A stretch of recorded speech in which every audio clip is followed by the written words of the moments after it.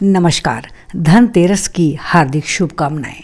आइए आज ऋग्वेद और अथर्ववेद दोनों में समान रूप से पठित रोग निवारण सूक्त के बारे में जानें।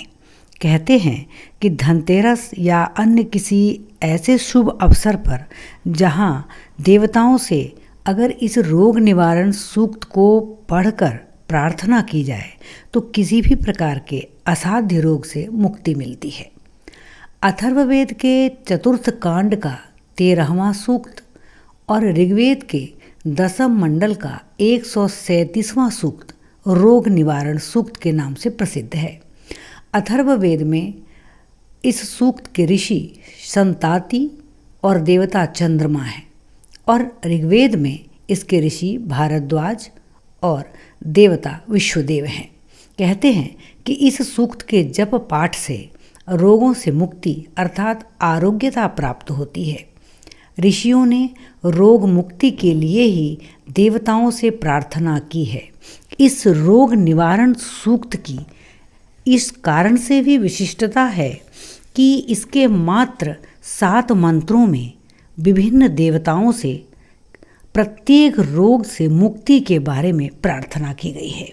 आइए जानते हैं कि इस रोग निवारण सूक्त के 7 मंत्रों में किस प्रकार की प्रार्थना प्राप्त होती है। पहले मंत्र में सभी देवताओं की स्तुति करके कहा गया है कि हे देवता, आप नीचे गिरे हुए सभी मनुष्यों को जो रोग के कारण नीचे गिरे हुए हैं आप ऊपर उठाइए। अगर इन्होंने कोई पाप भी किया है तो औषधि के द्वारा इन्हें रोग मुक्ति देकर इन्हें पाप से भी मुक्त करें। साथ ही समुद्र से आने वाली और दूर भूमि पर आने वाली 2 प्रकार की वायुओं की यहाँ बात की गई है और कहा गया है कि समुद्र से आने वाला जो वायु है वह हमारे पास बल लेकर आए और जो धरती पर चलने वाली दूसरी वायु है वो हमारे सभी प्रकार के दोष को दूर करे। साथ ही ये प्रार्थना की गई है कि हे वायु देवता, औषधि यहाँ ले आइए। हे वायु देवता, जो भी दोष है उसको दूर कीजिए। किसी भी प्रकार का जो रोग है उन सभी रोगों को सुंदर संपूर्ण औषधियों के साथ आप उन रोगों को दूर कीजिए। हे संपूर्ण औषधियों को साथ रखने वाले वायु, आप देवताओं के दूत होकर चलते हैं और निरंतर बहते रहते हैं। तो हे वायु, विभिन्न औषधियों को अपने प्रवाह के माध्यम से यहाँ लाइए और सभी प्रकार के रोगों से मनुष्यों को मुक्त कीजिए। सबसे अच्छी बात इस सूक्त की यह है कि इसमें सभी मनुष्यों के लिए सामूहिक प्रार्थना की गई है। प्रत्येक रोग के लिए सामूहिक प्रार्थना की गई है। प्रत्येक प्रकार के कष्ट से मनुष्यों को मुक्ति कैसे दिलाई जाए, इसके लिए हमारे वैदिक ऋषि सदा से चिंतातुर रहे हैं। उन्होंने प्रार्थना की है, जैसे कि इस रोग निवारण सूक्त का जो 4था मंत्र है उस मंत्र में कहा गया है कि हे देवताओं, आप इस धरती के सभी रोगियों की रक्षा करें। हे मरुतों के समूह, रक्षा करें। सब प्रकार के प्राणियों की आप रक्षा करें, जिससे कि सभी लोग रोग दोष रहित हो जाएं। एक सामूहिक प्रार्थना कि इस सृष्टि में, इस धरती पर कोई भी व्यक्ति किसी भी प्रकार के असाध्य रोग से पीड़ित ना हो। आज धनतेरस के समय जहां हम धनवंतरी, जिन्हें औषधि और विभिन्न प्रकार के आरोग्य का देवता माना जाता है, ऐसे में यदि अथर्ववेद और ऋग्वेद में समान रूप से पठित इस विशिष्ट रोग निवारण सूक्त का पाठ किया जाए तो इसमें संदेह नहीं कि मनुष्य आरोग्य, शांति, ऐश्वर्य और विभिन्न प्रकार के सुख को पाता है। ऋषि संताति कहते हैं कि हे ईश्वर, आपके पास शांति फैलाने वाले तथा विभिन्न अविनाशी करने वाले साधनों के साथ मैं आया हूँ। एक प्रचंड बल आप हमारे भीतर भरिए, जिससे कि मैं विभिन्न प्रकार के रोगों को दूर करने की शक्ति प्राप्त करूं। यहाँ संताति ऋषि एक वैद्य के रूप में सामने आते हैं और प्रार्थना करते हैं कि मुझे एक ऐसा प्रचंड बल दीजिए कि मैं अपने विभिन्न औषधियों के द्वारा, अपनी बातों के द्वारा, अपने मंत्रों के द्वारा और अपने हाथ के प्रयोग से सभी प्रकार के रोगों को दूर कर सकूं। वो प्रार्थना करते हैं कि मेरा यह हाथ भाग्यवान है, मेरा यह हाथ अधिक भाग्यशाली है, मेरा यह हाथ सभी प्रकार के औषधियों से युक्त है और मेरा यह हाथ शुभ स्पर्श देने वाला है। 10 शाखा वाले दोनों हाथों के साथ वाणी को आगे प्रेरित करने वाली मेरी जीभा है। उन जीभा से मंत्रों का प्रयोग करके और अपने 10 शाखा वाले यानी कि 10 उंगलियों वाले दोनों हाथों से स्पर्श करके मैं प्रत्येक रोग से पीड़ित व्यक्ति को निरोग करने की क्षमता रख सकूं, ऐसी प्रार्थना उन्होंने देवताओं से की है। और साथ ही ये मंत्र भी बताया है जो कि इस सूक्त का 7वां मंत्र है।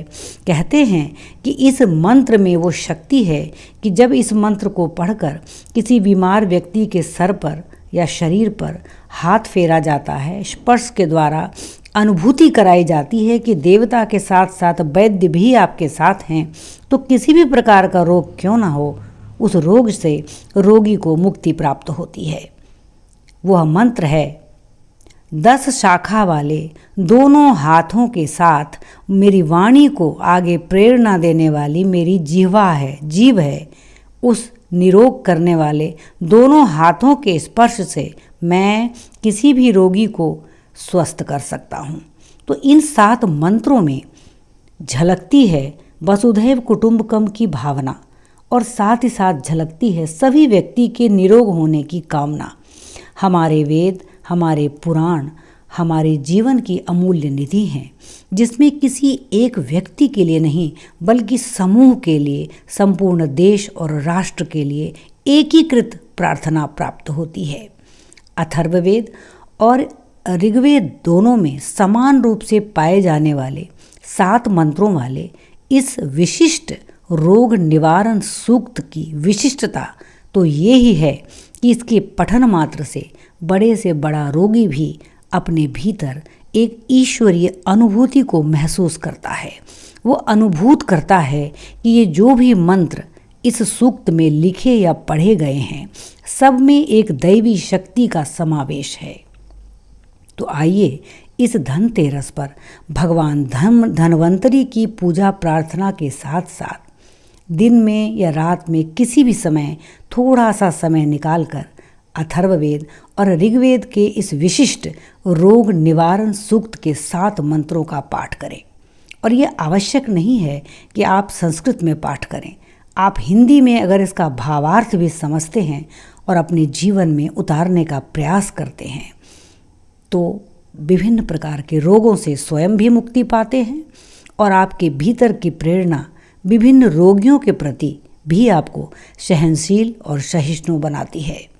तो आइए इस धनतेरस पर अपने सुख, आरोग्य, सौभाग्य के साथ साथ अपने समाज, अपने आसपास रहने वाले लोगों और अपने परिवार के सभी सदस्यों के अच्छे स्वास्थ्य की कामना से जुड़ें और पढ़ें इस धनतेरस पर रोग निवारण सूक्त के 7 मंत्रों को, विशेषकर अंतिम 6ठे और 7वें मंत्र को, जिसमें हाथ को सबसे भाग्यवान बताया गया है। वस्तुतः यह हाथ हर दृष्टिकोण से भाग्यवान और औषधि से युक्त होता है।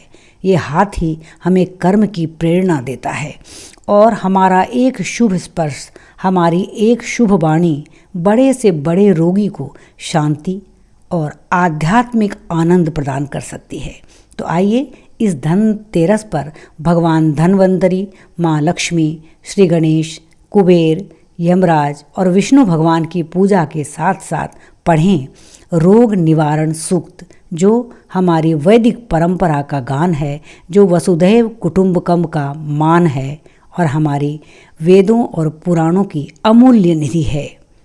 इस धनतेरस पर रोग निवारण सूक्त का पाठ अवश्य करें और अपने जीवन में सुख, समृद्धि, आनंद, ऐश्वर्य और आरोग्य के समावेश से सदा प्रसन्न और खुश रहें।